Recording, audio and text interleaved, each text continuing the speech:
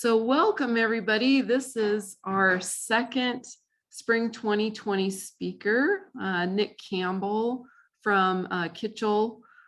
He's here tonight to talk to us about how to tailor Bluebeam for diverse projects, and he's specifically going to focus in on student housing, a project that he's currently working on, as well as high-end residential, and give us a little snippet on how those projects use Bluebeam. And so I just want to welcome Nick here. And as we get going here, we'll go ahead and formally let you go ahead and introduce yourself. I also want to mention, my name is Christy. I'm the Bug User Group Advisor. I teach a lot of the project controls classes here. So most of you, I think, know me. Some of you, I don't recognize the name. So I just want to introduce myself as well. I teach a lot of the CM classes. And so that's a little bit about me. And why don't the bug leaders go ahead and introduce themselves here? So Jaime, why don't you go first? Just maybe state your name, what year you are in the program, and what type of construction maybe you're really interested in. Yeah, my name is Jaime. I'm a senior, hopefully going to graduate this December. And the type of construction I'm most interested in is probably multifamily. It's what I'm looking to get into after graduating. So I'm definitely pumped for this presentation. Great, thanks, Jaime. Matt, why don't you go ahead and introduce yourself? I'm Matt. I'm a sophomore, and I'm interested in building construction. Thanks, Matt. And Daniel, why don't you go ahead and introduce yourself? My name is Daniel. I'm just started my senior year. I'm interested in stadium construction. Oh, wonderful, Daniel. I didn't know that. So Jose Gutierrez, why don't you introduce yourself? Hey everyone, my name is Jose Gutierrez. I'm a senior and I will be graduating in May. And I have a lot of experience in the heavy civil industry, but I just signed with a high-rise builder. So I'm interested in both pretty much. Yeah, Jose is one of our seniors, and he's wants to try out building construction, Nick. And I said, if you're going to do it now, and see if you like it, So I'm really excited you got that opportunity, Jose. Let's see who else we've got. Jared, are you able? I don't. Sometimes you have troubles with your internet. You want to introduce yourself? Can everyone hear me? Yes. Hi, my name is Jared. I'm a senior CM. I'm interested in building construction and heavy civil. Great, Jared. Good to see you. I haven't seen you in a while, so it's good to see you. Ray, why don't you go next? Hi, I'm Ray Lopez. Sorry, I was eating.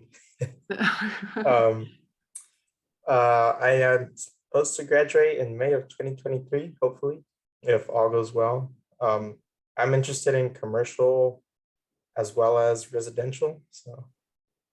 Oh, good, Ray. Well, good to see you. And we understand there's a few people that texted me and said they're trying to grab food right now. So we understand. I told Nick that we're finishing up classes for today, and we've got some hungry stomachs. So no problem. Liza, why don't you go next? Sure. Hi, everyone. My name is Liza. I'm a senior in the CM program. I'm going to graduate this semester, and I am most interested in commercial construction. Great, Liza. So yeah, I think I got everybody. So is in terms of the leadership team, we've got a few people that are from other classes. One thing that I wanted to mention, those of you that are here, make sure that you send us a chat that just says that state your name and what class you're coming here with. That would be really appreciated, because Matt here is going to keep track for me. Okay, and then Daniel Delgado and I will field questions. So if you want to, if something's really brewing, you can jump in, and Nick said that he'd be happy to answer your question, but if you feel uncomfortable, you can just post it in the chat, and then we'll go ahead and ask your question for you. Okay, so I'm going to turn it over to Nick. So Nick, welcome back. Nick is from Kitchell, and we're really happy to have him back. He's actually involved in the San Diego bug professional group down in Southern California. So hopefully you guys can get a lot of new tips and tricks and learn a bunch of stuff from him. So I'm going to turn it over to you, Nick. So go ahead. Hey guys, welcome in. I appreciate you guys having me back. Always fun to do these. But yeah, some of you guys interested in that civil linear construction. That's some difficult stuff. I'm going straight up with a limited site. It's my MO for sure. But as we're going in here, start sharing my screen. Just looking at some of the projects that I've been a part of and how we're kind of tailoring Bluebeam to those different types of products.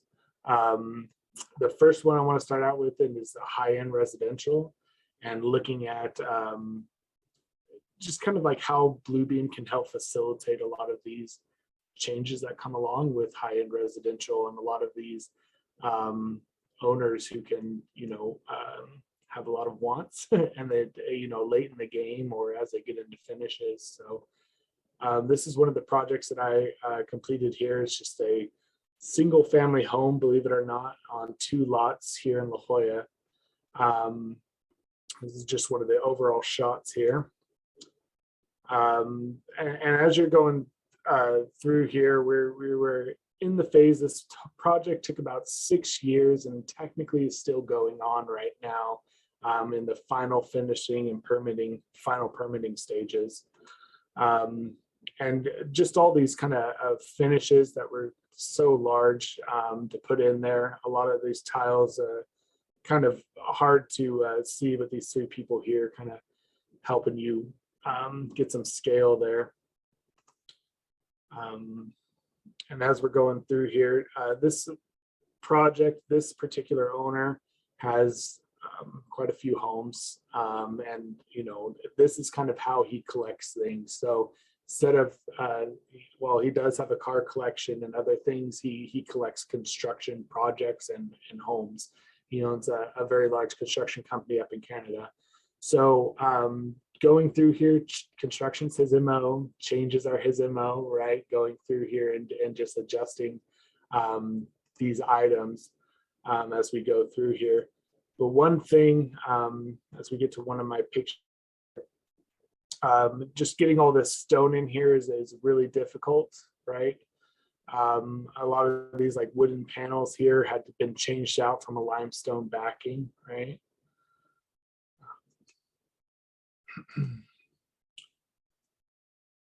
Just waiting for Bluebeam to catch up here. So yeah, just the logistical challenges, working with your structural engineers to make sure that they can handle the weight of these stones, right? As we're putting them in, these are the stair stringers, right? Making sure that they can handle this, right? A lot of coordination on the drawings there. Bluebeam sessions were actually used for this that I'll kind of show a little bit later. And then we're getting into here. So all of this flooring down here that you can see it's walking on, it's actually a self-leveling concrete over a radiant flooring. And the radiant flooring will heat the room passively instead of having a heater installed, okay? So it's really cozy on the feet and all that. But this was installed throughout the house. As we started to bring in our finishes, our cabinets and all those things, they needed to start being secured to the floor of these areas. So when you would go through, this is our typical layout. We don't even have our windows in here. Our millwork is just being thought about, right? And taking these photos beforehand and how to coordinate that with what's going to come. And in this case, 4 years later, did we start getting our millwork and finishes in. Like, it's just a long project. There was a lot of things involved to make it just the way they wanted. But we started hitting radiant flowing lines, which is, a key item because they're filled with water, right? Hot water that's going to radiate heat and create heat above.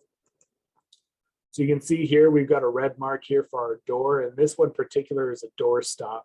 I had a whole PDF of these that I had named for individual doors when they were taken and all this. Unfortunately, I couldn't find it for this bug meeting here, but it was just a ton of drawings, a ton of photos, every doorway on the job, and combining those within Bluebeam while also using the header and footer items, which are right here, where it can auto name based on, you know, the name of the photo or the name of the file, because I had got in here and put in, you know, door A1, bedroom 3, whatever it is, for that, so I could auto name it there. So when people are thumbing through the actual photos on the site, they know exactly where they are. But I've got a picture here of what it looked like when we hit one of those items. I'm gonna open up the side panel here. So this is actually one of the radiant floor lines that we accidentally hit. Right here, a little black mark here, is actually a bunch of doors that are on pivot hinges, they're called, where it's just a single pivot point, and then the doors kind of roll in there. It's a lot classier way of doing you know, doors and things for closets. So these are what it looks like exposed. The actual mark is right there, and someone just nailed it with a drill bit, trying to get in those pivot hinges. So this is what kind of brought up that drawing all those photos that I had showed previously and putting them all together within Bluebeam and then printing them out. And mostly it was the file names. I would have the file name up here at the top.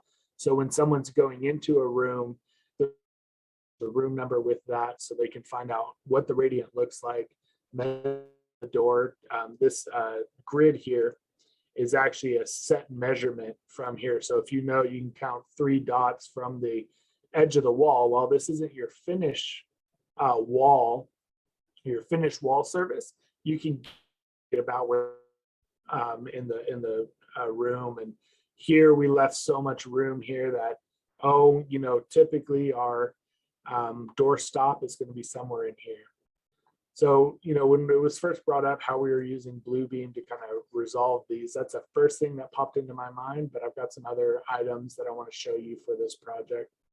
Before I do that, I want to show you kind of finished condition because everyone loves to see that. Just our glass railing here. We have those heavy stair stringers there, as well as a wood paneling. While it's not 100% complete, you can kind of see, sorry about that, given a lot of, we joked that it was a lawyer, doctor's office kind of feel. It's a lot of wood, a lot of wood in there. And this is our kind of final living room, dining room, kitchen setup with a look at La Jolla in the back. That's just an overall of the project and how we're using Bluebeam, aside from all those photos, is also going in here. You know, this started out as just a plan, right? Just a standard floor plan. And I had to zoom into specific areas to not, this is our fan coil units, right? FCU fan coil units. And, you know, there's many of them to cool the different spaces, right? The person in the bathroom here will want it different than the person in the office space here, as well as the kitchen. Again, high-end residential. And they have different heating and cooling zones in here. Technically, they're just cooling zones because of the radiant floor. Okay. So again, you're just kind of marking these things out. So to further coordination, even turnover, right? You want to make sure that they, the owner knows what fan coils are cooling what spaces. This owner happened to be very construction literate and things like that. So having these kind of quick guides for him to use while he's there is super helpful. Another one you do a lot is overlays. Overlay everything you can. This one particularly is landscape versus our lighting, our landscape lighting. All these red dots are a certain type of landscape lighting, as well as these squares versus small circles. These lines are something different, but you know, just helping overlay so that we can talk to our field guys where to put these in the field, and also even design if something has to shift or move, right? It's all visuals. Construction, I've done a lot of training with LEDCore across all of our divisions in Canada and the US, and just finding out how many people are visual learners in construction is an amazing thing. It's something like over 85% of people. So, you know, they're the type of people that can walk into an empty space and imagine the walls around you, right? So understanding that, hey, most of the people you're going to interface with are visual. How can I get my point across, not in words, but in pictures, right?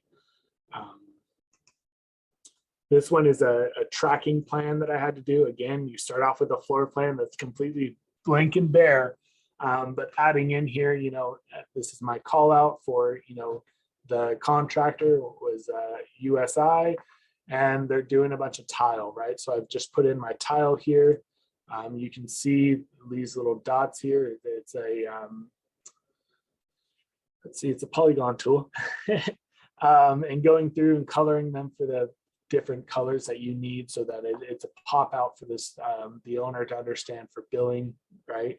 For any other kind of tracking items, you know, and doing all these different colors, a little tedious, but it's still just very helpful, right? Getting out these design plans and kind of moving through them. This one is a finished plan. It's called, you can see WP wallpaper, right? This one, let me see if I've got another example here. Just a bunch of wallpaper there. The W's are wood floors, right? And all of these will kind of put you to what these are, right? Tile, right? So each plan will be different. I'm going to show you one on the project I'm currently working on, and it's a whole different beast. But same kind of things. You're just kind of understanding these little pieces there, so that you can mark it out and use it for tracking. So that's high-end residential. I've only done one so far, but it's, you know, over $60 million house, you know, and it was kind of bummer because I've done some mid-rise, some high-rise work down in downtown San Diego, topping out around, you know, I think the highest one I did was around $55 million, you know, and I'm like, oh, the most expensive thing I've ever worked on is this house here, which it's a massive house, but it is quite a different thing versus a high rise where you're housing a bunch of people and, you know, you're really changing the skyline versus this house. And Nick, this house, it looked like when you showed it to me, and I remember last semester too, that it looks like it's 2 stories, right? Yeah, it's 2 stories, but the way that the front end of the house is actually partially below grade. So it's on quite a hillside. Yeah. So does it have a basement or no? No, technically half of the bottom story is underground. And that's where we put a lot of our mechanical and our, there's a huge AV system that goes in this house, Crestron, if you guys have heard of that, you know, and just controlling everything from the blinds to the heating to the cameras, right? Audio throughout the whole house, all that kind of good stuff. And it looked like there's a pool. Was it an infinity pool? Yeah, this one was an infinity pool as well as an infinity spa. Let me see after I just close it. Nice. So this one actually has both an infinity pool and a spa that's just up here. And then this has all been tiled since. But yeah, that pool, it's still not done yet. We haven't gone through and done the treatment into the bowl because that needs the salt water. The second you do it, you almost fill it within the next 2 days, as that whole system that goes into that pool needs to have water, needs to be wet in order for that system to keep, which is, I don't understand it and left the project before I could fully comprehend what's going on there. But this is the shotcrete wall, and then that goes over it is something to do specific for saltwater pools. I see. And then the glazing that, if you go back to the, sorry, make you pop around here, that all that glazing, it looked like on the plans that it all opened up. There's only a few places that opened up, actually. So these little square here's are the only operable windows on the project, right? 1, 2, 3, 4, There's around 5 and 6, and then we have a few down here, but less than 15 operable windows on this house. And then we just had about 3 doors here that kind of do the accordion style. And then we have about the same down below, but that's it. It's very much like he's from Canada, right? And just likes it a little cooler. So right. we joke about that, but just having, only less than 15 operable windows is wild in California. Yeah, that's so Being born and raised surprising. down here, it's wild. Well, and it's surprising because, you get the ocean breezes so nicely, that they would just have those small windows and not the big ones too. And how close to the ocean was this? Like a mile away? Yeah, I would say it's less than a mile, but it's all downhill, so you kind of have to zigzag through some roads. As the Right. bird flies, I would definitely say it's like So they less can than a mile. easily have, the reason I asked is, I know my dad actually sold a house in Cambria, and it was about a block from the beach. And the closer you get to the beach, the harder it is to keep those types of windows clean. And so it looks like, they knew it was far enough away that they wouldn't have that issue with all that glazing in A there. lot of this up here on this second deck here is a glass railing, right? And just having the condensation on that from the fog in the morning to the sun in the afternoon. And there's quite a few different things, especially working in La Jolla with all this fog and mist we get randomly. I mean, it'll be dead summer and the fog will just hit you in the morning and you're just like, where did this come from? It's its own little microclimate here because of how big this hill is in La Jolla. It just collects some clouds randomly that the rest of SoCal would love to have, but somehow. Yeah. And how, maybe you could tell the students how a job like this compares to, say, a commercial job, another heavy building job. Maybe just share the differences. I know sometimes, the client is a big issue, because they're a lot pickier sometimes than a regular commercial job. But maybe you could just share some of those differences. Yeah. So talking about kind of commercial versus housing is commercial is a company typically, and they have a single mind, right? They want to be in this building ready to use it as quickly as possible.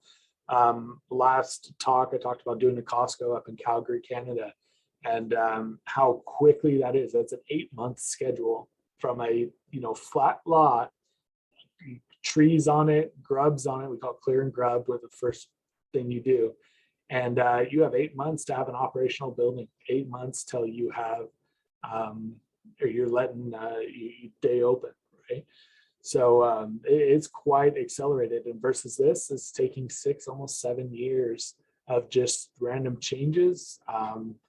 You'll be sewing, you'll just finish something, you're proud of it, the subcontractor's proud of it, right? It's not just managing your own angst and annoyance of a change, it's managing the people of the project and the subcontractors, trade partners in some cases of, hey guys, I know you just did this. I love it as heck. I can't take it to my house. So you got to tear it down. And they will have to go in there and chip out all the block they just did and redo it. And it's not just a small area, it's a giant area. He didn't like the block itself. Sometimes quality of work, right? So there's a lot of those emotions on a project like this. I definitely felt them from time to time, but other times you can just resign yourself to knowing, hey guys, this is the type of project we're in.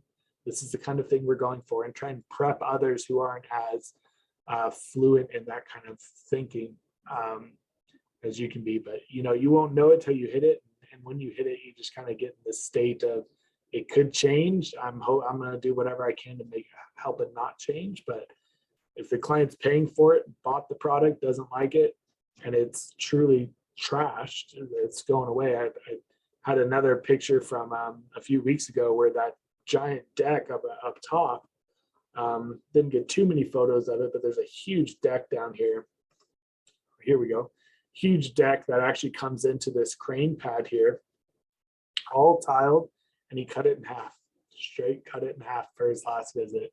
And you're watching these guys who spent all this time doing the tile work chip it all out. So, you know, it's just a lot of a company trying to make money and need the room to make extra money versus a client who is looking for a summer home that he's going to visit 3 months out of the year, 3 days out of the month, and just kind of a pleasure home that he's looking to either invest in and keep it to sell it later, right, as an investment, or just something to, you know, keep him, the older gentleman, right, and just keep him busy, right? He wants something to design and change. He's got the ability to do so. So yeah, but this self-erecting crane are really neat. You know, if you're doing a lot of smaller construction, it fits on the back of a you know, like an 18-wheeler type style. Getting it down here was a work, and getting it out was crazy as well. We had to hire like a specific driver who we were just really confident in, and you know, you're looking at the property line there, you know, and as well as over here.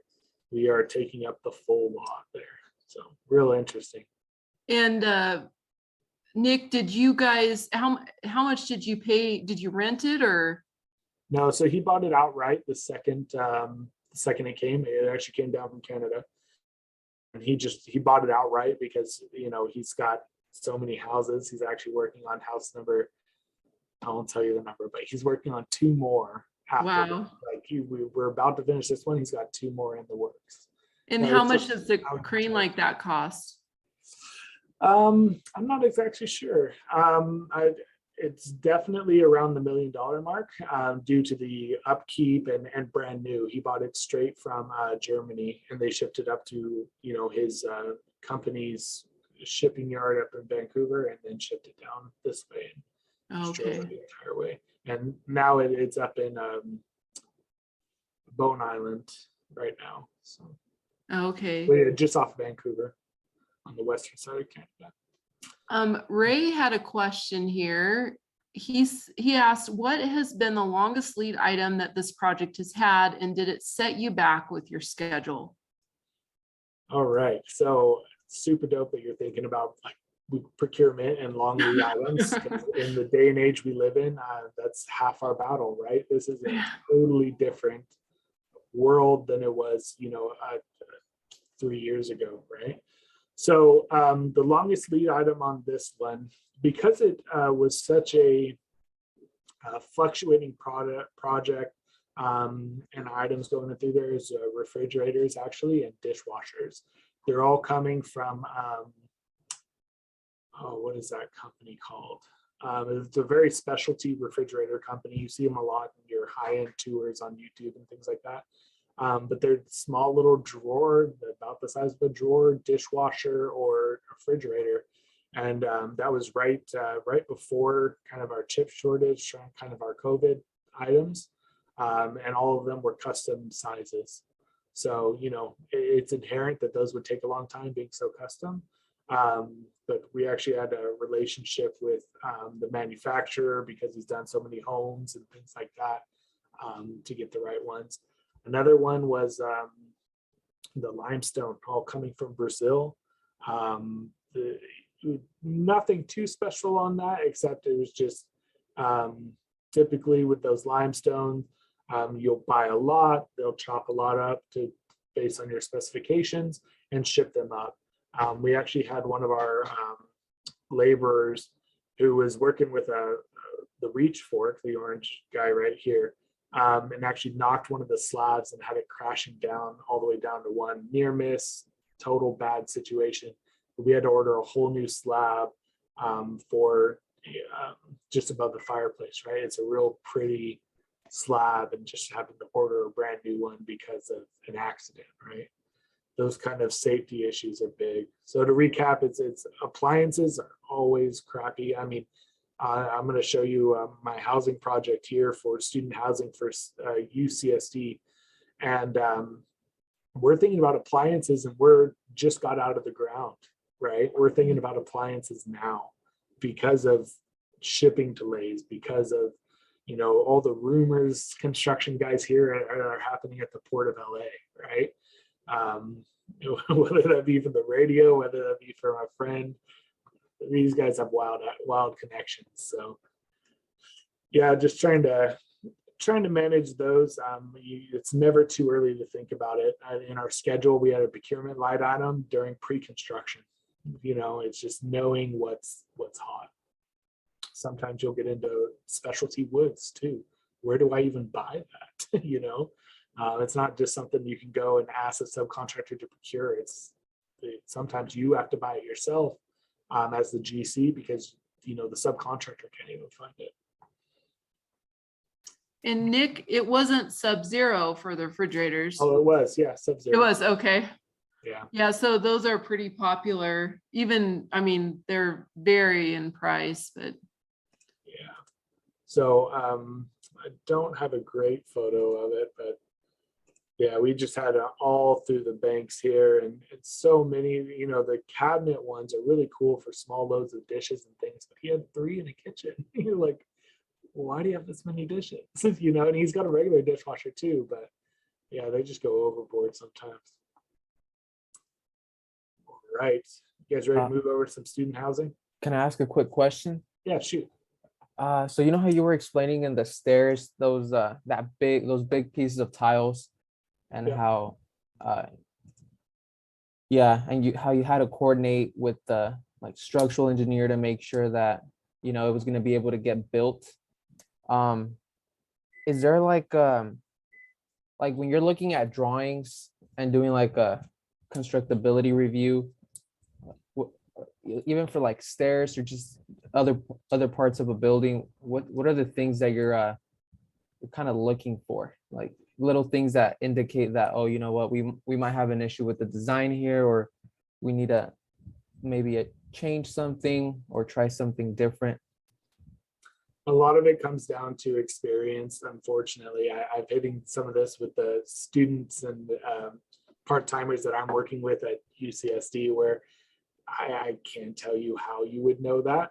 You need to know how you're going to construct that. And in this case, we knew we were going to hang a gantry from above. And we'd have to use a chain hoist to lift it up. And we knew that's how we're going to construct it. We didn't have another way to do that. And so then that let us beef up these walls before we started building them. A lot of times when you get into construction, let's say at this stage, we decided we wanted to do it this way, there's a possibility we just couldn't. We would have to find another way because those items aren't as structurally sound that way, or something like that.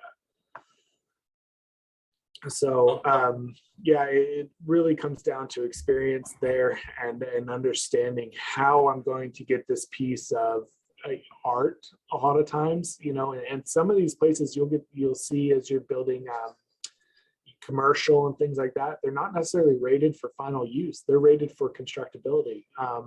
As we get into our student housing, I'll show you is I've got a bunch of levels for this high-rise. It's a high-rise we're building for student housing, and they're rated for having prefab walls on them, which is a crate, 27 crates on a floor of prefab walls with about 4 scissor lifts, which are the man baskets that people ride in that go up and down, right, and reach the ceiling, and all of our other construction activities on the floor. The final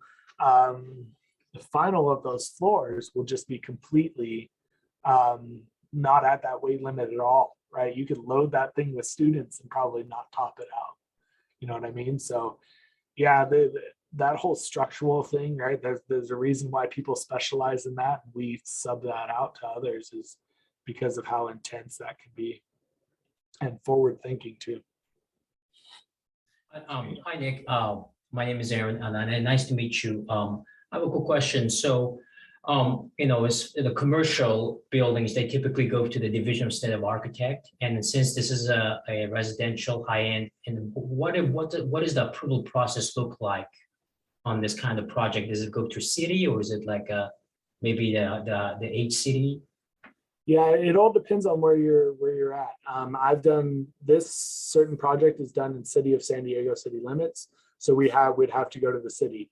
You get the inspector out there who just inspected a school, just inspected a high rise. He comes out to a house and maybe doesn't know the certain code, railings, these railings here were an issue with him.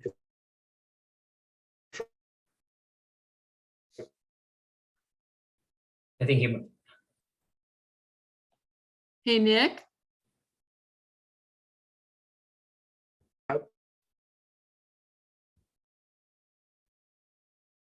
Hey, Nick, I don't know if you can hear me or not, but it looks like your internet may have cut out.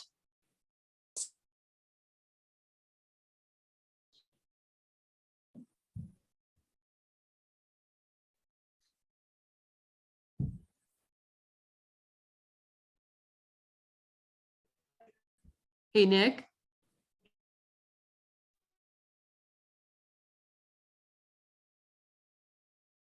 Do you guys see him there?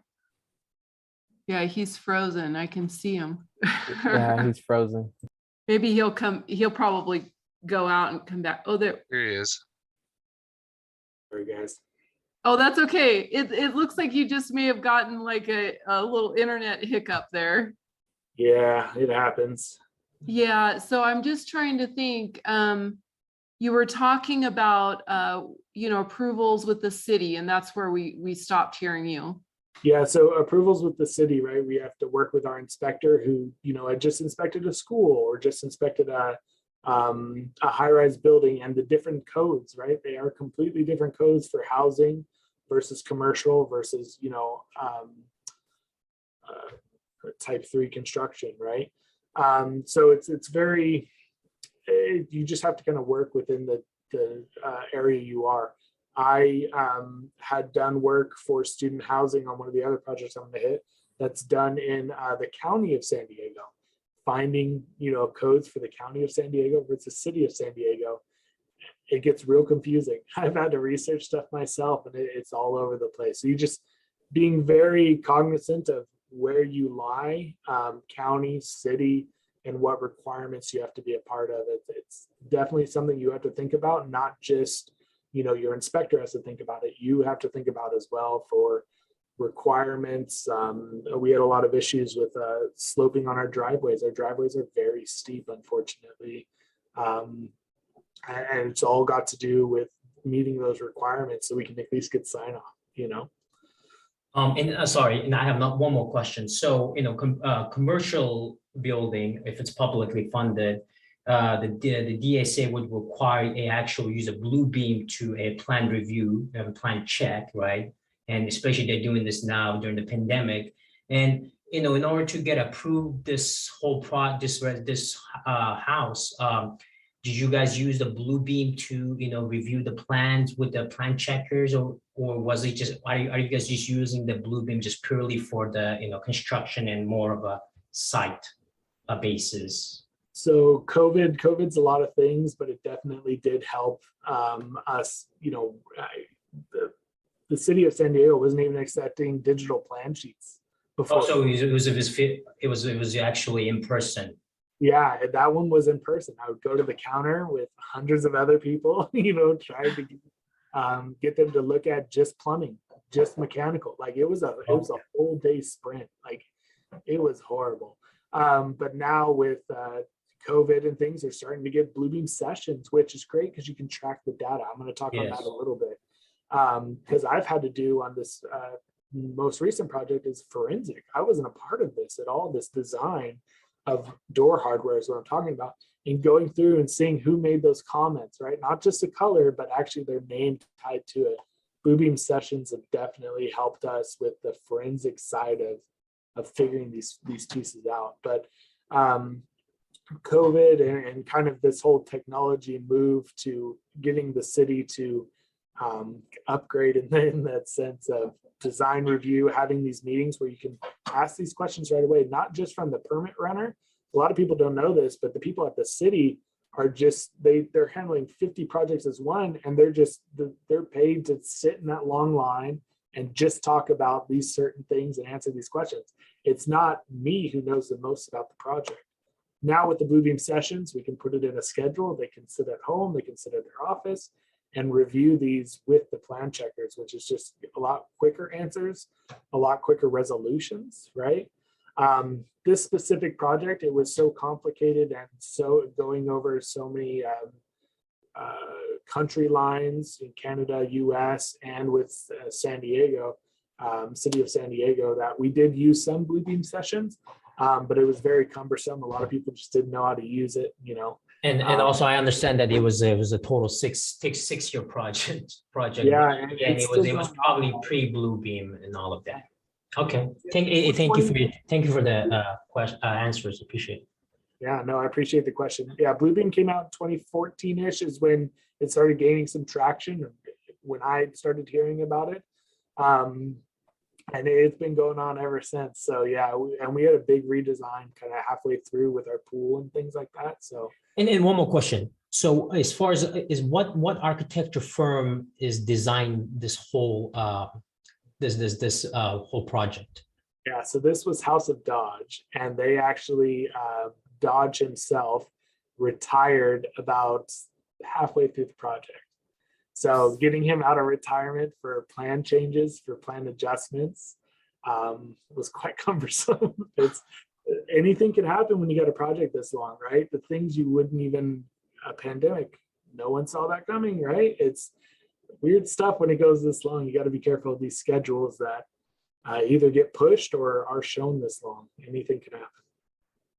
And sorry, one more question. And I'm sure you wanna there's a portion that you guys want to make money out of it. And let's say the customer is making all those changes, but when do you guys would say, okay, you gotta stop with those changes?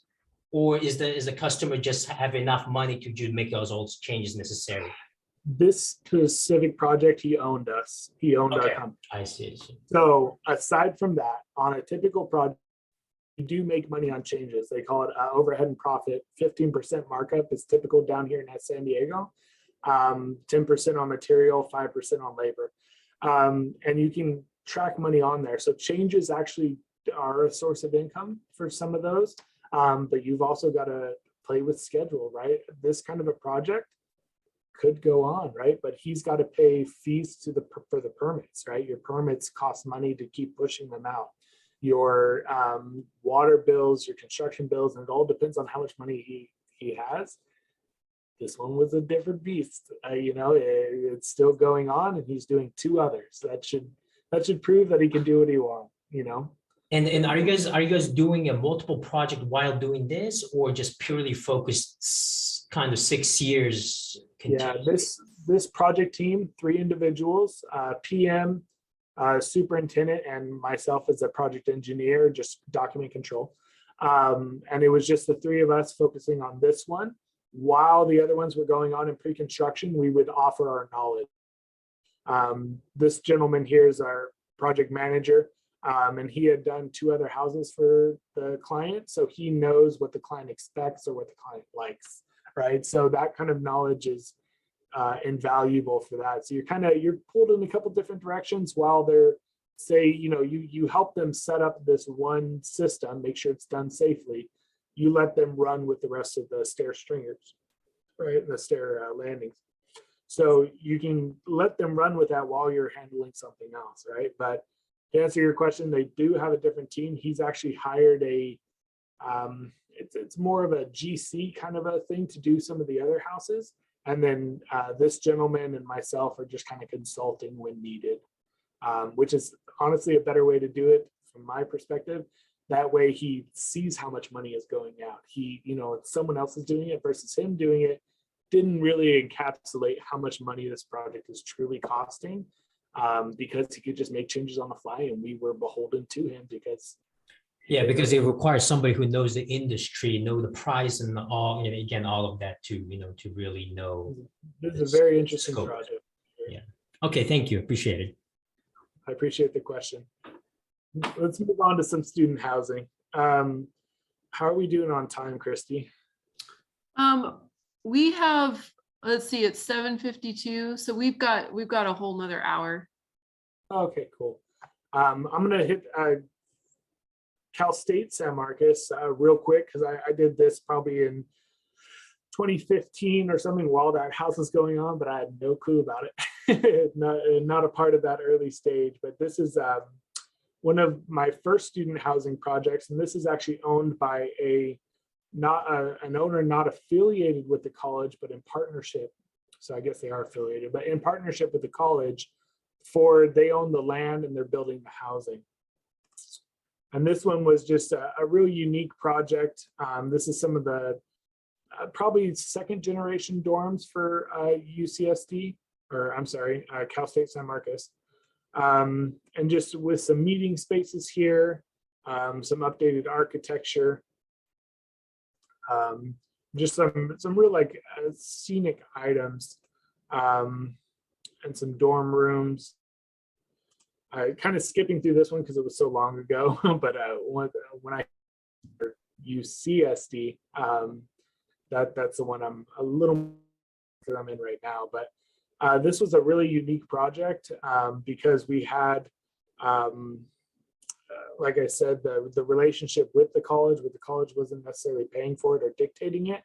They just wanted the aesthetic to look right. And then we had a typical, they call it a CM at risk type of project where the owner, the architect, right, are one thing, and we're just working with them. All of our questions go to the architect and we get answers, right? No design build, no design at all. We're just building, right? Really awesome project. It's completely changed a lot of what the area of San Marcos is now. Now they call it a whole different kind of a city name. And it's, people don't even know it's in San Marcos because of, they've got now axe throwing and bowling alley and just a completely redone mini downtown for this more, we call it North San Diego, right? North County kind of a thing. But it's a whole bunch of nightlife and things like that. But this is actually two buildings. You can see the difference in aesthetics, right? Our brown and white versus our red and like a more of a tan with some colored glass, right? Just two different projects there. I've actually got, this is what it looks like. This is a Google Maps in 2020. Over here, we got a little bit of housing here. This is the project that I built along with this, this one, the red one, along with that brown one way over there. And they've since built this that wraps the parking structure. And then a whole new set of, these ones are actually apartments. So they're actually creating like a grand plan of not just student housing, but apartments. There's also some low income housing due to California codes. When they've got these large plans, they've got to build out some student housing as well. Using Bluebeam on this one, it's very much your typical of coordination of drawings, Bluebeam sessions for submittal reviews and things like that. On the next project, I'll show you a Bluebeam session that I've been working on that, I hesitate to show you guys because it's so complicated, but it's prepping you for what will happen, man. It's some wild stuff. So we'll move over there right now. So this is for UCSD, right? This is our new living and learning neighborhood, okay? So this one, there's 5 buildings. The project says 6, but there's actually a huge parking garage down here. You can kind of see this funky little rectangle, with a longer rectangle here and another. I'll show you a better picture of this. Huge project, right? It's around like 800 million. Like it's a big boy, right? And we're doing this while students are there. This was actually a parking lot previous, and we're going through there. We have 5 tower cranes, right? Big, full tower cranes, not just luffing cranes or anything like that. And this is a more current picture, or a current one. We are still digging out the garage, right? You can see this is our final because of these footings here. This is building 4, building 5, okay? And this whole footprint here is our garage. The next photo will help illustrate that as well. So yeah, this is our garage, almost fully excavated, right? 3 levels of parking. Then we have a building that goes on top of this leg here, which is building 1. Building 3 comes in the middle here, okay? Building 4 is off over here. I'm sorry, building 2. Yeah, building 2 is off over here. So really interesting project. This is our little office space here. It's kind of the shipping container style, where we are doing a design build, which is new to me. So there's a lot of mental changes I have to keep making, where I can't just have an issue like, hey, the flooring isn't called out here for finished flooring. I give it to the architect. My hands are up waiting for an answer, right? In this building, we're coordinating, we're talking to them, well, you know, what's going on here. A lot of it has to do with coordination between the design trades. So our drywaller is not just installing drywall. He's designed the system. He has designed how much these walls can take as far as art or any other attachments. So now I've got to coordinate with him and the cabinet maker, right? Really overwhelming because it's so many. I'm used to passing the buck almost. You know, you think about it more and you be helpful, but you know, you're on the hook for it. You're in coordination mode, which is just completely different than what I'm used to. But my spot on this project is interior. So I'm handling the interior build out for all of these projects. We have a team just doing structures, which is really hot and heavy right now, right? They're building all these concrete systems. We have a team for exterior. We're doing a lot of prefab on this job, and that's what drew me to this project, is how much prefab, because it's new to construction. People are kind of figuring out how to do prefab, right? So going through here, all of these exterior walls are prefabbed in Arizona and shipped out, and then we just mechanically fasten them to the building, right? My interior walls are all prefabbed as well. We, you know, not 100%, but a good. So that's really interesting to go in and put them up. They come in crates, right? So again, we're talking to our structural and things. So we need to make sure that how we stage them, because they're going to be sitting on the floors, making sure we're not putting too much weight in one area to make the building collapse, right? This is some scary stuff when you get into procurement and staging, and just making sure that your job can function without crowding too many people, and things like that. We have an exterior parking for all the trades that's completely full. If we were to have more of a Google map or something like that, I mean, all of this parking, like you can imagine how many people are working here, and how we have to have so much more parking for them. So this is a really interesting project. The things that I wanted to say for kind of Bluebeam here is we are heavy in studio. Studio has become my best friend, which I didn't play with it much. I knew it enough to be dangerous, but here, you know, understanding everything that studio has to do. Procore, which, you know, Procore is document control, right? That's where you do your submittals, your RFIs, your plan sheets, your specifications, right? Is in Procore. And Procore actually links over to Bluebeam through the studios and submittals. So if you have a submittal going, you can say, hey, it's time for review. It kicks it over to Bluebeam Studio.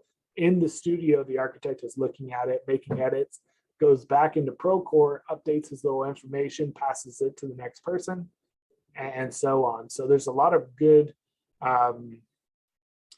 integrations here within Procore and Bluebeam that can help. So I wanted to show you guys one of the sessions I've got here. So this is actually a studio session. We can hop over to it, but this is just for design. And as you can tell here, you know, we've got a bunch of different archived folders, right? One thing I wanted to show you is, you know, these are all our design drawings, right? They've got so much stuff in here for design, and it's all in one area, which is nice and helpful. But this is just for hardware, right? I'm thinking, what would you say this is? Maybe 15 to 20 documents, at least 4 pages deep, if not 50, right? Of just markups, right? You can see here, this is one of those pages. This one is the hardware. As you can see, I'm opening it. And this is the kind of forensics I'm doing. I wasn't there as part of design when this was designed early on. So I need to find out who put this P here. It stands for panic for hardware, and all this information there.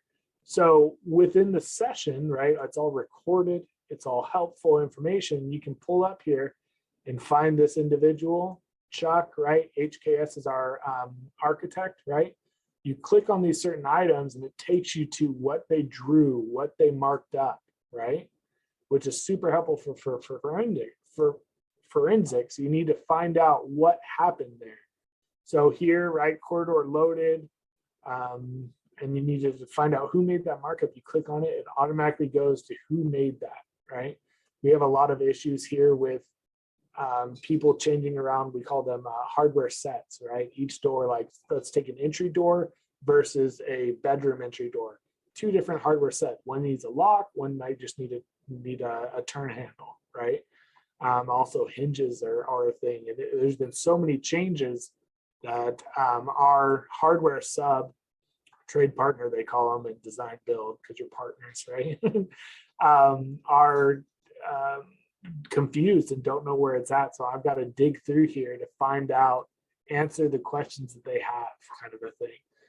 They're partners in this, so they're also looking at it, but going through here and understanding this piece is super killer because you can click on something, even if it's locked, right? This is a locked item, I can't move it around. But it shows me on my markup list here, who made that, what they said, what page it's on, right? And you can do little filters. I want to filter by all pink because I know that that's all HKS, right? Our architect of record, right? So these studio sessions are super helpful. These ones have long been closed, right? This is a closed session, but it's still there. It's harvestable data, right? As you get into everything, everyone's going to talk about data. And even my background is Power BI and getting all this info from Procore or something about how quickly we're answering RFIs and stuff. I love that crap. But aside from that, is all this stuff is really interesting to go through and find out this older information that you wouldn't be privy to otherwise. So, I'm glad to see it. I'm glad to see it here. Hey, Nick. Shoot. On the studio session, was everybody on the project able to access and get access to Studio to do the markups, or did you do the it looks like HKS or HKS, yeah. Yeah. So they had access to it too? Yeah, it's the sessions itself can get a little, hardware doesn't need to be looked at by the structural guys, right? So you can kind of make those adjustments as needed. Designers or architect of record who ultimately has to bless everything, aside from our, design partners, right? You can kind of pick and choose. And that's why you see that so many folders here. That's why you see so many different groups here of just what was talked about. So yeah, Bluebeam is amazing. You don't just have to do one PDF. You can have 5 PDFs in a session, right? Super helpful. Markup. A lot of our architects are using the tool chest where they just have something that they've used quite a bit that they can just drag onto the drawing when they need it. So it's super helpful there. You can create your own customs. My big thing I like to do is go around and customize the interface, which is your toolbars here and what you're using, as well as your colors, which are a big thing for just edits and items like that. So Nick, this is like a sidebar. I'm doing a little sidebar here. So Matt, are you still on? Yeah, I'm here, Christy. Yeah, so I was just going to mention, Nick, that we have I don't know if you've heard of Associated Building Construction, but the ABC, they're like, I want to say union shop, but there's a Northern Cal group that has a competition in San Antonio. And we decided not to go because we'd have to take students across, into different state and whatever with COVID and all. So we just decided to skip it this year. But we're going to do a mock project, and it's a little Hilton hotel. And I was going to mention, Matt, that this project that he's doing looks very similar to that. I don't know if you noticed that or not. Yeah, it does for sure. Yeah. And by the way, do you have a picture like of the prefabricated units so we could see what those look like? Yeah, there's a good one on my LinkedIn if you want to check that out. Let me see what I can dig up for you guys. But yeah, it's a very, the prefab is just a whole different beast here. It's something very new to me, but Kitchell has done it a lot in Arizona. They do a lot for ASU, a lot of new build outs for ASU, longtime partner. And they do them all prefabbed, and it goes off. I'll show you some photos of our shop here. These are all, this is my folder. Let me see if I can go to the very end here. There we go. These are our prefab shop here, and you can see we have different lines, right? So when people are building these panels, the walls kind of travel down that track, right? There's 4 different lines, so there are 4 different walls can be built at the same time. And there's small sections, right? We're not talking 20 feet. We're talking maybe 10, some cases 5 for a smaller wall. But they just travel down here, all of your equipment and the things you need, your electrical boxes, your electrical whips are right where you need them. You can just go through here and put them together, right? Let me see if I can get to a final photo here. I think I'm going the wrong way. And so this was a fabrication shop, and then you had it delivered to the site? Yep, this is the fabrication shop in San Marcos, which is close to the other housing I did. But they will ship them to La Jolla, which is pretty far away. So you can see the top track here, that's a slotted one. And that's the size of the panel there. This one looks like it has a doorway based on that header here. Not 100%, but pretty confident. And they can put drywall on it, right? And then here's a whole nother section. This one's a little bit smaller, right? A doorway again. So they're kind of making the same panel here. Here's another one, right? So they all have panel tickets, which are these papers here.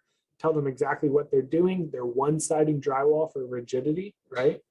So they're only putting one side of drywall on. And as you're going through here, let's see if I can give you, that's the drywall, just kind of the staging area. So these are the boxes, right, of all these panels. You can kind of see how wide that is. It's not super helpful there. I apologize, but definitely you can see how many panels are in here. Typically around, I think, 8 to 10 panels per box. And they will get craned into the job site, put on a Preston deck, which is kind of a deck that jets out from the building, a temporary deck. And then they're wheeled onto the floor and then deconstructed or unpacked, right? Let's see if I got some better photos for you. Yeah, so you can just see all the electricals ready to be tied into each other, right? And there's our shop. And then here's kind of our staging area. Should have some better pictures of the immense amount of items we have. This is where they were building the crates. As you can see, most of our crates are being used. I think that might be right. Yeah, it's a mock-up. So yeah, it's quite interesting. The exterior panels, unfortunately, I don't have any photos of those. Those are in Arizona. But same kind of thing is, they've got an assembly line. One person is putting in one thing, very much like a car assembly line, right?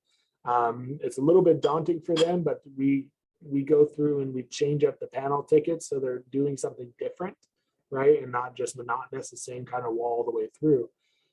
As these are, just like hotels or something like that, where you've got the same style unit, right? You only have 5 unit types on a 40-story building. Like, it's going to get mirrored across all the way up, right? So it all depends. We're starting to see a lot more of this kind of change around, or at least a flip around of different types of units, making it a little more complicated, but a little more architecturally pleasing for sure.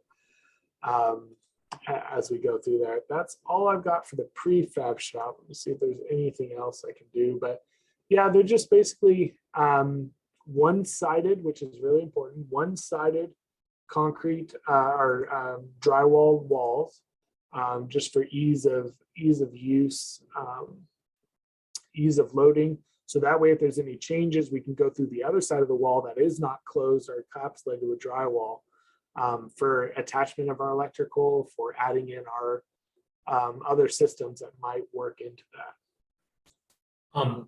I got a question on the prefab. So I guess the prefabrication portion is just the constructing the walls, but they're assembling on site? Yeah, so you're prefabbing, let's say, 5 feet, 10 feet of a wall. Yep. That together, putting another one together like Legos, and then you're going to be shooting those to the ground through the bottom track and the top track, shooting those to the ceiling so they're stuck in place. And then you go through and connect your other pieces of, we call them stick frame, right? It just means that they are going to put in a smaller wall that can't be prefabbed, right? Or a way to connect those. So you're not doing 100% of the building, but you are doing it drastically faster you would be if you were doing On site. Yeah. Okay. Let's see if I got any other photos for you. This one looks to be an exterior one. I don't know what's in here. I think it's construction, but be aware. So this one here is just everything to do with the exterior ones. I haven't really seen this. This is a water test. You have to do this for your windows. Typically, you do it in normal construction that's not prefab. You do it in the sky on the building, and it's just scaffolding and a big problem. Able to test each piece individually without having it up in the building. So we know it's worked, we know it passes before we install it. So this is a water test. You spray the exterior of the building to see if any water comes in on the other side. So it's a test you do on every single building. You might not do the whole building, you'll do a section of it. But it's really important for watertight understanding what you've got. Prefab is really interesting, super excited for it. That's kind of one of the things that drew me to this project is, it's new to construction and we're eager to learn about it. So. And so Nick, do a lot of student housing projects use that prefab, and what about like hotels and stuff? Are they using that a lot more? It's very new to construction, right? Oh, really? Okay. We're all trying to learn it. A lot of people don't believe in it yet. So we're there. It's the gospel of it. But yeah, it's new. This is the first project I've ever used it on. I've got high hopes, but it seems like it'll accelerate our schedule for sure. When you calc it out and you put your schedule together, traditional versus prefab, you can definitely see a giant time saving, especially a project this large. On a hotel, right? If you're only prefabbing 5 floors for a smaller hotel, we see a lot of those down here for like a Marriott or something in a decent sized town where there's 4 other hotels. It's almost not worth it because the time you're going to save in doing that, they could do it in stick frame because they are all alike, right? So you kind of have to play with it, understand what you're getting into. Again, a little bit of that experience piece. However, the first one you do, you might not be experienced, so you learn from it, right? You learn from those around you.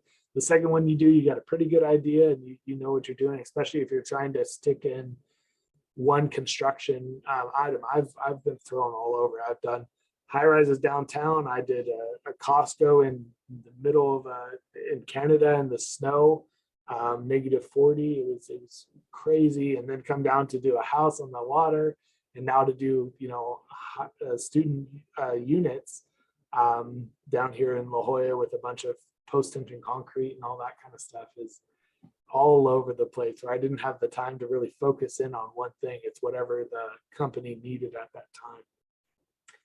So yeah, this is definitely an interesting project, and I'm eager to see how it goes. Nick, I had a question. It was back further on your site plan. Mm-hmm. It looked like maybe they were the elevator shafts that were in there sticking up above the roof. Yeah. I can See. And to get rid of this little tag here, get rid of that. Okay, so these are our elevator cores for sure. And what this is they got the climber, orange piece that see it here, also has the concrete arm on it. Uh-huh. And those we'll pour the core beneath, which is really structurally sound, a lot of concrete, a lot of rebar, tons of rebar. I wish I could show you guys what these shear walls over here look like, which is kind of shown there. but it's just so much rebar, you can't fit your fist through it. I mean, there is so much structural rebar there. It's immaculate. But yeah, these are elevator cores. There's actually another one over here that's not built yet. And these typically go faster than your decks so that you can reach out with the decks with that concrete arm to pour these floors. Same kind of thing here, right? This accordion's out and you can kind of pour the floor that you're working on. So a lot of these red lines in here that you can see are called post-tension cables, which are just a cable that gets tightened on both ends. That way the concrete can have some compressive strength and allow it to be not flexible, but just stronger under that compressive strength, right? And Nick, on those, I'm going back to the elevator shafts because we have elevator shafts on this hotel that we're doing. So when you schedule that, are you going, it looks like you're building those first? Yeah, so these then- ones we're going first on these ones just because they are a major structural element, right? Just like a wall or something else. So you're kind of tying everything else to that. We've actually got some decks in here that's why all these columns are here. So those decks and fly tables will tie to that, to the elevator cores, right? They need something to tie into to be rigid, and they can't just rely on columns and walls, right? So as you're building the floor, you'll be building those as well. And who's doing that? Does like the concrete crew do that, or does the elevator? I would assume that the elevator subcontractor just furnishes the car. And typically they have all of this equipment on hand most of the time. But the concrete sub is responsible for the shafts, everything in it, and then the elevator sub will come in and do the fitment, right? They're going in, putting in your shafts, they're putting in your hoisting equipment and the cab itself, the elevator cab. But that concrete work, right? They come in, they bless it, they say, hey, this is to our specification, this is what we need, and then they take over. Elevator crews are notorious for being hard to deal with, just because of a little bit of union, but also they can get what they want because they are such a high priority, right? And they are such a trick trade that you can't just hire someone else to do it, right? You've got Otis, you've got what's the other one? You've got how many elevator companies can you name? There's only 4 or 5 of them, right? And you can't get one of them to take over the other one's job. It's a manufacturer tied. You know what I mean? So it's quite a different game with elevators. Okay. So you can see here, this is the elevator core, right? Going right up building 4 here. Okay. Shear walls are these walls on the back end here.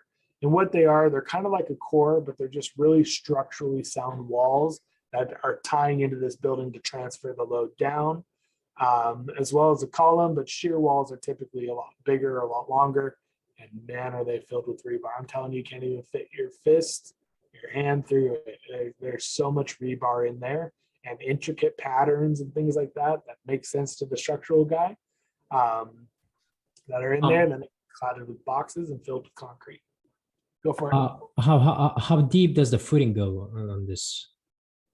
Yeah, so these ones have to have piles because of the soil composition of La Jolla. It's very sandy, a very silty kind of a material, and it all depends on what you've got going on.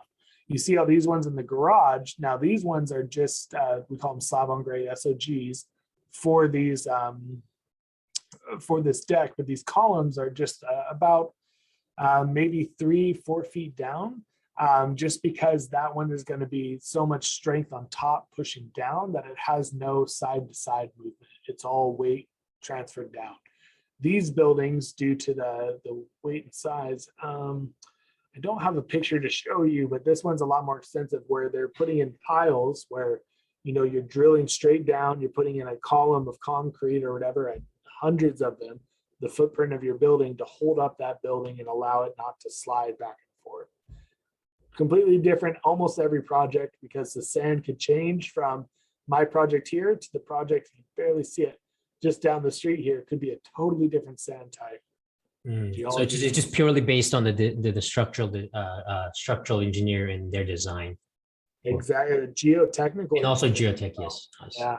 So yeah, they're totally different things, and while they might interface a little bit, it's very much give me your data, I'll design to that data, right? Sometimes that cuts off floors of your building. Sometimes that affects the footprint of your building. It's a wild world out there in terms of all these requirements. And like I said, I'm used to, having this all done before, and then I coming in to build, right? See, I'm at risk where we're not designing the building.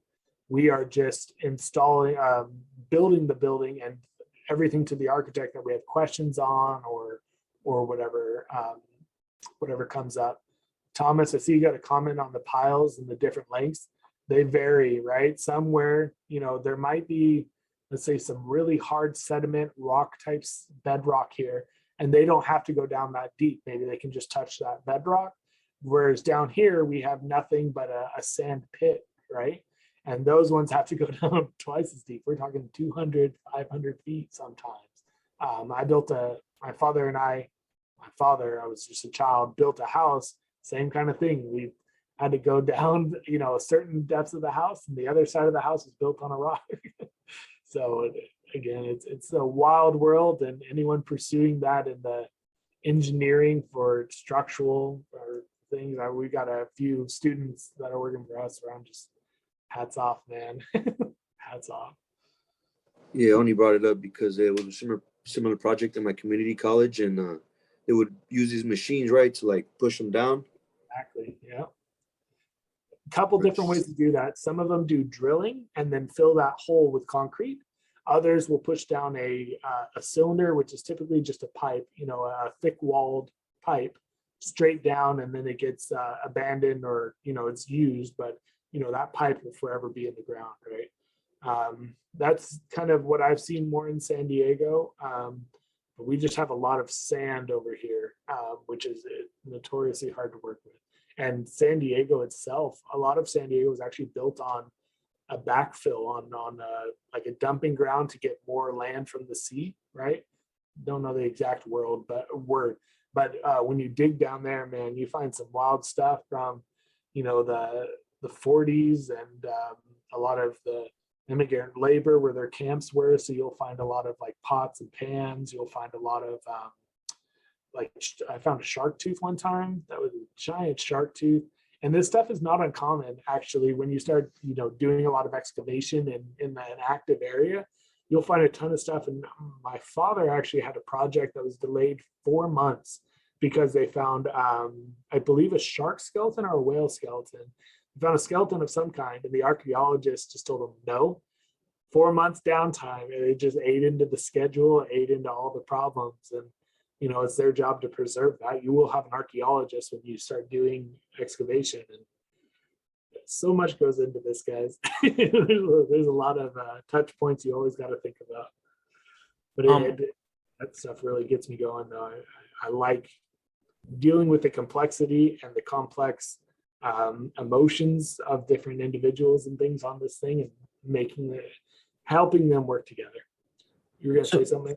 Yeah, so since now this is the student housing, and you guys on the pre-design, right? And you guys internally having a Bluebeam studio session, but as far as the approval portion, you guys will go through the DSA and actually plan review it using the studio, correct? Yeah, so this project is very particular because UCSD actually owns all of this land. So they are their own governing body. Felt icky when I first learned about it, but that's what it is. So they actually have their own inspection agency. They have their own permitting agency. As this was a design build, we did have that for the sake of your question. We did have that, but we actually talked to them every day. Now, if we were doing something else, very much so. We would be going to the city, have a Bluebeam session, all the partners sit down, to answer these questions. So yeah, no matter what you're going to do, you have to hit that, right? For constructability in that area, for making sure that life safety hazards, right, on this building are all met and thought about. So you definitely do have to go through the department. The department you're naming, I'm not quite clear with. Maybe that's a regional thing, but down here it's called a DSD, Department of Service something, or something service department, Development Services Department, Development Services, City of San Diego Development Services Department.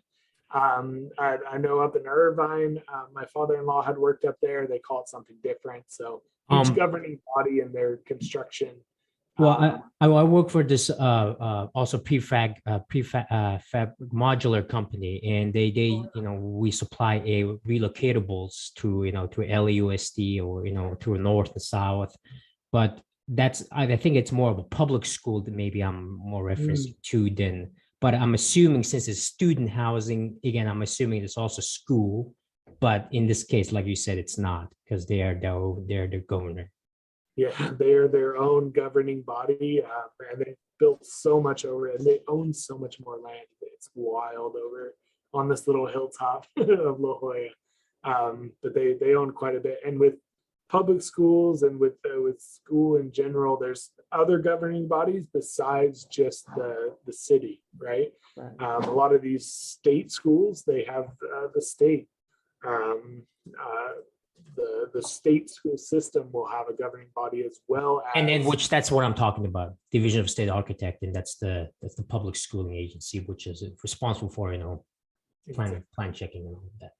I'm not sure if maybe their rules and regulations are encompassed in the UCSD rules and regulations for the project, which is totally possible. But I hadn't been aware of that one. Hey, Nick, on the topic of the studio sessions, are there like any kind of like guidelines or best practices that you guys follow, like for the different parties? Because I know, like you mentioned, like the architects, they'll have like a certain color, right? Like where they just edit the document in red. Are there like more best practices that you can share with us? I've actually seen that before in an AIA document, Architects of America, right? Architect Institute of America, where they actually outline, HVAC is actually always in green, plumbing's always in a certain color, and that I haven't seen people stick to that very heavily. It's helpful when you're kind of first reviewing documents and things like that. But at the beginning of the project, typically they assign colors, just for that. So right now, me as the GC, we're orange. I don't like it. I can't see it on a plan sheet, but we're orange. So the architects typically like a pink in this case. Sometimes I've seen it where they tie it to like their logos, the main color in their logo, where it's like, thanks guys, but that, you don't know till you're on the project. But the biggest things I can kind of share for you guys is naming conventions are huge, man. Even in your own files, right? Dates in front of, assignments for school, even. All that kind of stuff is super important, right? Project numbers, if you're part of a contractor who's working on multiple projects, right? Always having that project for that page you're working on or something. That way, when you put your file away on your desktop or whatever, you can retrieve it, right? As far as like certain things with this architect and this school, UCSD, file names are really important. And then the colors that they've dictated to us are really important as well. Let's go through here. One last thing I wanted to touch on is, because I'm interiors, right? I'm not looking at structural. I can reference it if I need to, but most of the time I don't need to think about that. Is I've created we have 5 sets of drawings, around 700 pages each. And I've just pulled out only my interior materials, right? Pages. So this page, 5 rings to paint, And I can go through here and color it, right? So these are all 5 of my buildings, and I've gone through and colored what needs to happen, right? So if I pull up a page, I think this one should be pretty colorful for us, right? I know that this CFO1, which ties back to that other page, right? Concrete floor 01 is a polished concrete. I know that CFO2 is not. So don't be afraid to break out those drawings, especially digital, guys. As you start going through, and if you're not comfortable with reading plan sheets, if you're looking at digital, it's a lot harder than paper. I love digital, but I'm glad I learned on paper, because you can see the things like you see down here as A9, right? All the A9 sheets, those are all finished sheets. Every architect's different, but in this one, those are all the finished sheets. So 5 is my building, as well as up here, building 4 leads with a 4, A9. These are all my finished sheets. So I click on that, and here's where I learn about all my finishes. Don't be afraid to break out all of these giant sets that are cumbersome and a headache to a smaller size set, so that you can go for just that information. That's been really helpful for me. I've also got it broken out where I've got just my plan sheets for the building. So if I'm in the middle of a meeting and someone goes, hey, what's happening on B3? You know, I can go to where I just got those plan sheets for building 3, and I can go in there and just look at those, reference those drawings where there's no noise, there's no structural, there's no nothing. I'm looking at floor plans and I'm looking at unit plans. That's another way to use Bluebeam to break these sets into something smaller, so that you're just looking at the one few items that you need. Okay, and because I'm interiors, I'm just looking at architecturals. Sometimes you'll look at interior designs. Mechanicals, plumbings, I reference those and I have them, but I'm just focusing on one because of my scope in the project, right? So just something that I've been talking to my teams about, my the students and the part-timers that I have, where, you know, don't be afraid to cut this up and make it usable for you. You don't need to pull up and tax your computer for this, you know, gigabyte of information, when you can pull out just 200 megabytes of it and reference that every time. So just another little way of looping. Another one that's really cool is all these hyperlinks, right? Because I've pulled these out as a small subset, these hyperlinks still work. This won't work because it's my work computer, but these hyperlinks still work. Looks like I'm lagging a little bit, but hopefully you guys got that. I'm excited about that piece because it's really just increased my efficiency, right? It really increased my team's efficiency on answering items. And I really encourage you guys to, on smaller projects, you're over all of it. So you've got to look at all of it. But when you can, you know, if you're just looking at floor polishing or, you know, floor finishes, break those out and color them up, right? People used to take colored pencils and color on the drawings, right? Same kind of idea, but you're going through and just doing the ones that you need, so they're quick reference, right? They're easily pulled upon, so you can answer those. You don't have to keep it in your head. That's all I got for that one. Any other questions we're going through here?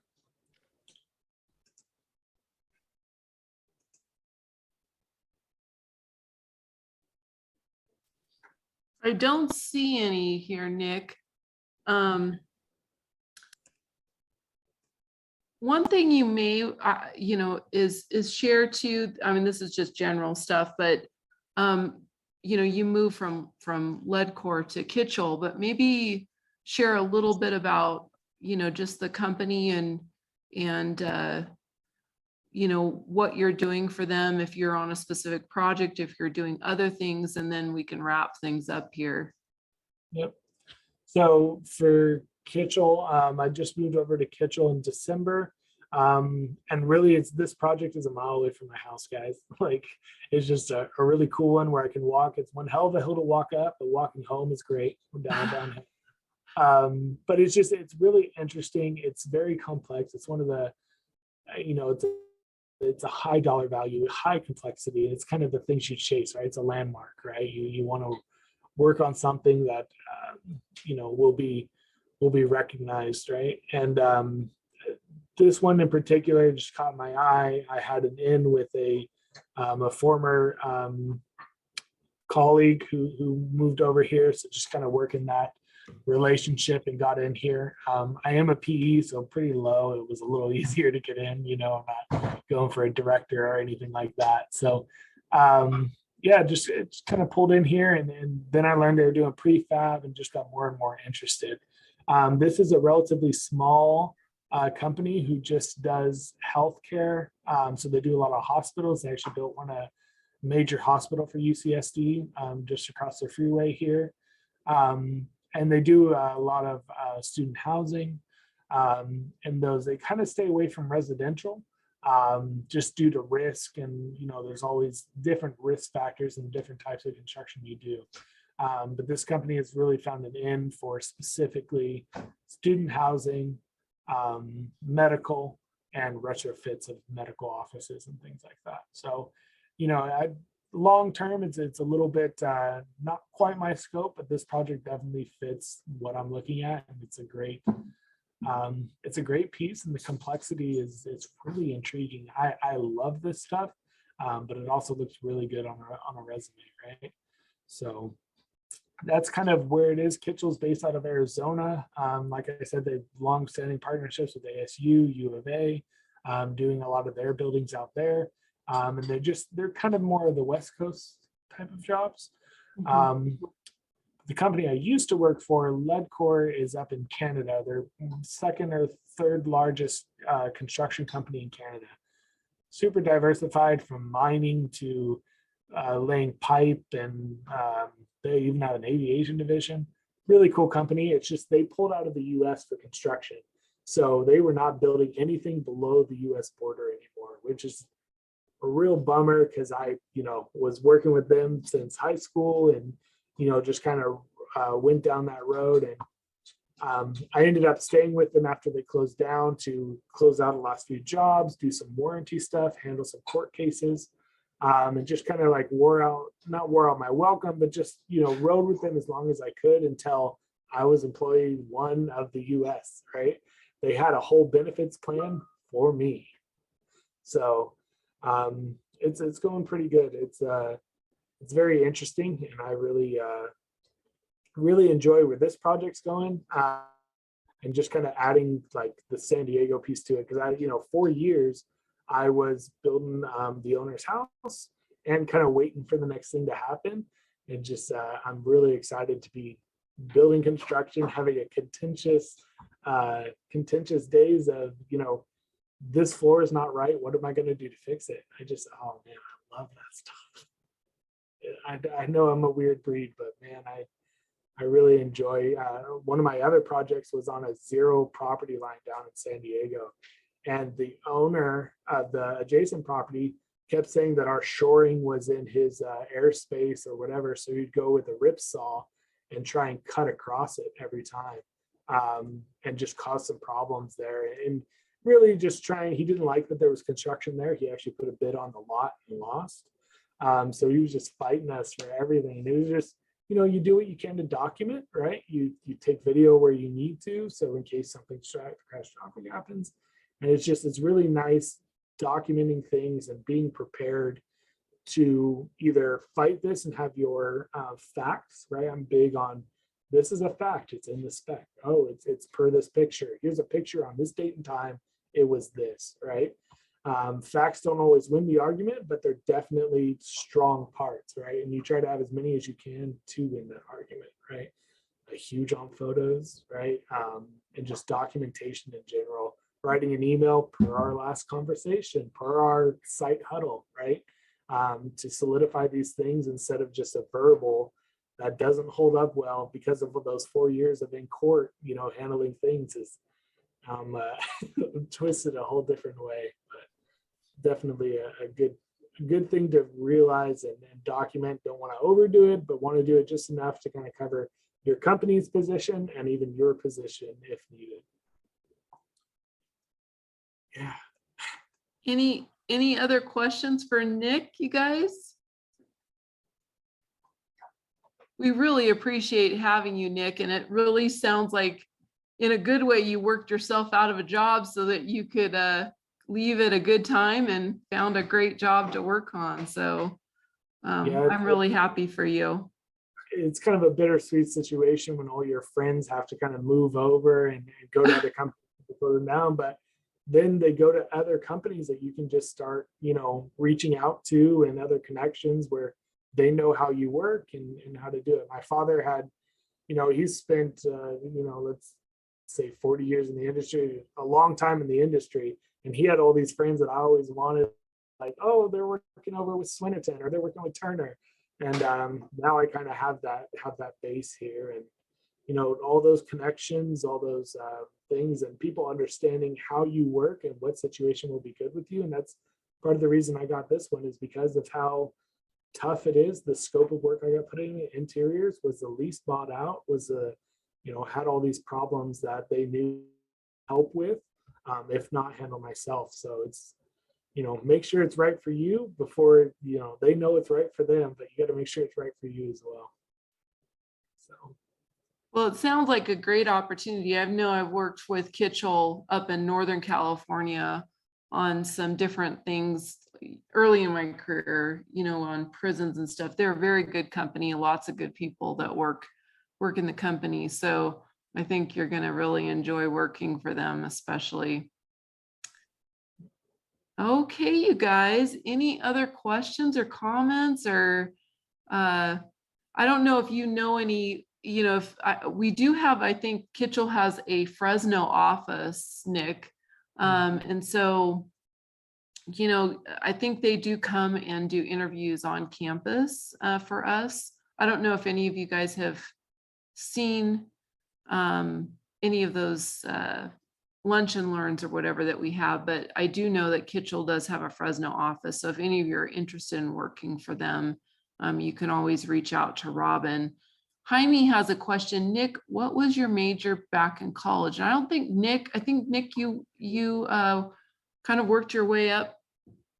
Yeah, so a part of that, right? My father's in the industry, so yes, there was a little bit of that helping, but I was a laborer, then a project engineer, kind of first class, and I've kind of gone not too far, but senior project engineer, hoping for the next thing, right?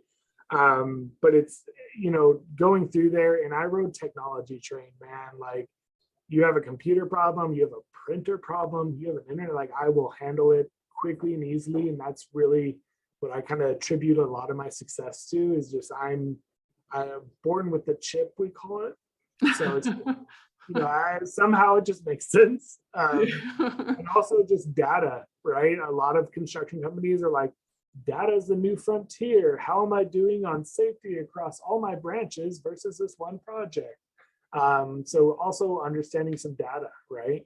Gone are the days that you can just be good or just learning construction, off the book or off the plan, and just being on site. You also need to have some of these extra things of technology, 360 photos. Across the board, we're seeing a lot of people just use documentation, 360 photos.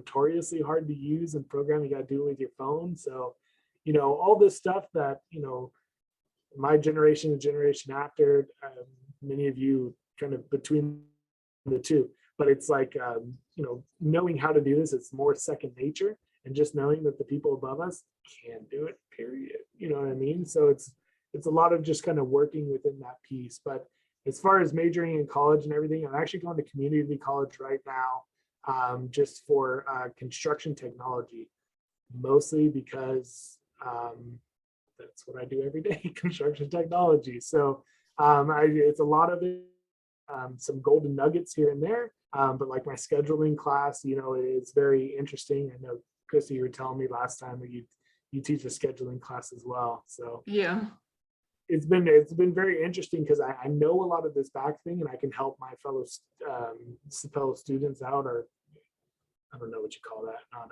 colleagues, but whatever, colleagues of the class. I can help them out, just kind of learn a little bit and explain it in a different term than my professor can, which is super helpful for them, and kind of helps me understand what's going on too. And man, homework's easy. Homework's easy. Well, But yeah, I just needing that for my degree, to move forward, right? It's just it's something that I wanted to do. I see it as being a need to move on within a company, and it's just a slightly different route to get there. Yeah, and Nick, honestly, and you'll find the students that are listening now, not everybody in the industry goes and gets a degree. Sometimes the best workers are the ones that have worked their way through the field, and gone that path. So you're going to find when you go out in the industry, people from all walks of life, some of them work through apprenticeship programs, and are carpenters. A lot of superintendents don't have a degree that are older, many of them just work through the field. So, and I would say, a lot of laborers or what I would say master carpenters or master masons or things like that, they have a trade, and that's why it's really important now, maybe as you guys get older, if you have kids or whatever, you can encourage them to go into the trades, because we're going to have a real need for people across the board in construction. There just isn't enough people to do the amount of work right now. Yeah, reason why I ask is because I think it's crazy, like all the things that you guys know, and with the what's it called, Bluebeam. Oh, I just want to know what kind of classes you guys took to learn how to use all of that, because I've seen it like for like my CM20 class, we did see a little bit of Bluebeam, but not like sub dipped. Yeah. So I don't know how to learn all of that, because I do want to learn how to use all of that and navigate. A lot of it is, they've got Bluebeam has some great resources on their website, as well as just YouTube videos. A lot of it is just, you connect with those people you're working with in the industry or whatever, who have these skills you want to aspire to do, even in not a mentor kind of relationship, but just hey bro, how'd you do that kind of a thing. I helped out a great partner of ours today who's in the office, PE kind of a role, printing off a bunch of meeting minutes, right? And he had to staple all 5 pages of 30 meeting minutes, right? Hey bro, the printer staples, let me show you how to do it, right? Now he can be more efficient, right? Little things like that don't seem like they matter, but man, just help that guy save so much more time on his day instead of doing kind of the meaningless tasks, right? So a lot of it is, as you have it, is there a better way? My big thing is Excel right now. We do a lot of stuff oddly in Excel, door schedules and making things to make sure that I don't have scope gaps, right? We hired 2 different door contractors, making sure that they're doing the different doors. I've been on like Instagram and TikTok trying to learn like Excel, like equations, VLOOKUP, just so I can handle this one issue. And a lot of times that's how I learned geometry, how to calculate mass and area, is because I had to do it for concrete. I hated that in school. I didn't get it, didn't comprehend. And now I looked it up. Google was my teacher, and I understand it now because I think of it in a concrete mindset, right? So it's just little tips and tricks like that. I call them golden nuggets, right? Where it's just like, this will stick with me because I understand it a different way, right? It's relatable to my job, right? And it's probably why I didn't do too well in college. But now that I have a renewed focus, I can focus that in and be like, this is why I'm learning it. But my core classes, English and math, putting off those till the end, man. It'll be hard. it'll be a hard last 2 semesters for me. Tomas is getting an earful here, because or I've got a few people from my CM 110 class that are learning Excel right now, and part of it is just learning the program. Once you learn the program and understand the formulas, you can pretty much do takeoffs after that, but it's learning Excel. So I'm glad you said this, because they're going through this right now. So and if you think Excel can do it, it probably can. It's yeah. how to ask the question to Google, or luck of the draw, you come across it on some tips or tricks website. But yeah, Excel is a great tool and you'll use it all the time, but presenting the data cleanly, like, cool, you can make a table. Can you make the table readable, right? For Mhm. someone who hasn't seen it before, right? Does a bar chart help you, right? I kind of deal, this is your gateway drug into Power BI and other analytics, right? Where you can build all these cool spreadsheets, how many submittals are going to come up and when you need to do for procurement, right? I've been bitten by this bug, obviously, and I enjoy the heck out of it. But you know, you can create these things in Excel and by extension, some of these other programs that do massive data crunching to get efficiencies on, hey, procurement's coming up, right? Or, hey, my refrigerator submittal needs to be done right now for my refrigerator is due in a year. Like, it's telling you that procurement is taking 200 days or whatever the item is, that you need to start thinking about that, getting approvals now. So there's some really cool trick stuff you got to do, but it's all based on the integrity of the data coming in. Excel and takeoffs, same way, right? Bluebeam, you're going through counting all your windows. Well, how many windows types do you have? You have that little Bluebeam counter in your toolbox, right? This little red guy, right? You can throw them all around, right? Window, window, window, right? You have 5 there. Well, you have a different type of window here, right? And then it's right there, right? 5 and 4, right? And it all comes here. Export that to Excel if you need to, right? Go in here, XML or whatever you need to do, and you have those counts there. You can actually do some trick stuff with adding other calculations in here. I know a guy who does this drywall takeoffs all in Bluebeam, nothing in Excel. It hurts my head to think like he does, but that's how most efficient way for him, right? So there's ways where you can use Bluebeam and Excel. You don't just have to use Excel, right? But Excel is a piece of it for sure. You've got to touch it one way or another. Yeah.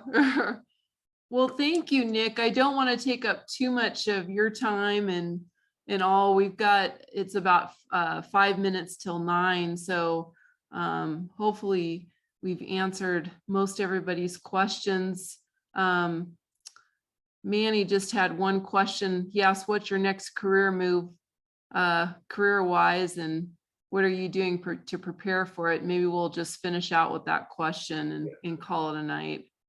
Thanks for the question. So I'm kind of all over the place. I think the next move for me, because we live in America and because of everything, is I need the money. So I think I'm going to go for the PM role or assistant PM role, just to kind of pay off some stuff and, you know, move forward.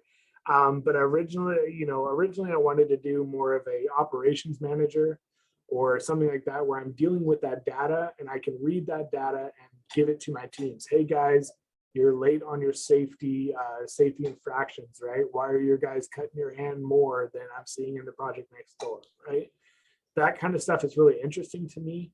And just kind of grading your projects, managing risk. I love that crap. Because you can just look at a project and be like, hey, you know, the floor is getting polished. I, as KCI, Kitchar, whatever, is covering that floor. That's a risk. If that floor gets yellowed, if that floor gets a tape mark, if something in there ruins that floor, it's my fault for putting it on top. So I want to put that in a subcontractor's court where it's now his risk versus on my risk, right? And, you know, cost fluctuates and things like that. But that's a whole nother thing you'll get into after a couple projects, is looking at risk and understanding what you're comfortable with taking on versus your subcontractors, where they can specialize in it where you aren't over all of it, right? Fun stuff that I really enjoy. So a couple different avenues here, but I think for the time being, I'm shooting for project management, project manager. And, you know, I feel like I can do it already. It's just around 9 years under my belt. So that's another thing, right? You guys have gone through schooling and things where I went through the project. So I got 3 projects under my belt, you know, by the time that my counterpart who I work with, funny enough, is a master marine biologist, but is in construction. Stuff happens, right? But she's got 2 projects under her belt where I've got almost 6 or something. And we're near an age, probably 2-3 years apart. But the fact is just showing like the different avenues, right? And we're paid the same. So, you know, it's kind of how things are working out. showing commitments in other areas and showing experience in some. So yeah, I think, just going through and getting a degree is a big one. And then also taking just little certifications on the side. I've taken everything for Procore on my LinkedIn. Like every class Procore has, they're free for students, by the way. You just go to Procore University, I think it is. I've taken all of them. I found a slick way to get through them really quickly, but I've taken all of them and I know all the admin. I've even taken the admin one. That's a 9-hour course. And I've actually pushed that out to another company, but I know this stuff really well and all the technology bug. I can run with it, man. So yeah, just doing certifications and things that make me stand out a little bit more and trying to amp up the technology side, because a lot of people just think you're a wizard, right? And you're like, guys, this is really simple, but they think you're a wizard. You learn that Excel stuff, man. Tomas, people will be hiring you like crazy because it's just right? They can't do it, they don't know where to begin, and you have an idea and can execute on it, right? So yeah. Well, thank you so much, Nick. And I think you're right. It's not only the degree, but it's all these other things, that if you have the opportunity to take these certifications or take a class that specializes in a certain area, you can put all that on your resume for sure. It's all a bigger picture, right? All these little pieces and parts. Where I'm taking some Google classes on data, with a data analyst. Like I enjoy it, and it's something that could be a help later on. And also notary public, right? You have to notarize a lot of your pay apps for a lot of these billing cycles and things like that. And I just did that to be helpful for the job, and it helped me get hired here because I didn't have a notary, right? Interesting. Interesting. Yeah. Well, in this industry, it's good to have multiple, would I say multiple income stream possibilities, even if it's little things like being a notary. Well, thank you so much, Nick. We really appreciate you coming again, and you're so knowledgeable, and I'm excited to learn more about this project as you go along. So we'll probably ask you back again for sure. Yeah, I appreciate it, guys. Thanks for having me over. It feels a little more catered to my style since I blew the time limit on the last one. So I appreciate the adjustment on that. Oh yeah, no worries. No, it was great. It's very knowledgeable, and we definitely love learning from you. And even you're taking a different route than some of these students, you still have a wealth of knowledge. So it's just really incredible to have you come and talk to us. I appreciate it, guys. Well, thank you. I think we're going to wrap this up tonight. And Nick, if you have any other questions, you can stick around, or if anyone else has any questions, I'll stick around a few minutes. Otherwise, have a great night and a great week. And for sure, Nick, we'll be back in touch with you. Sounds good. Okay, thanks so much. Thank you. Bye, everybody. Thank you. Okay, thank you.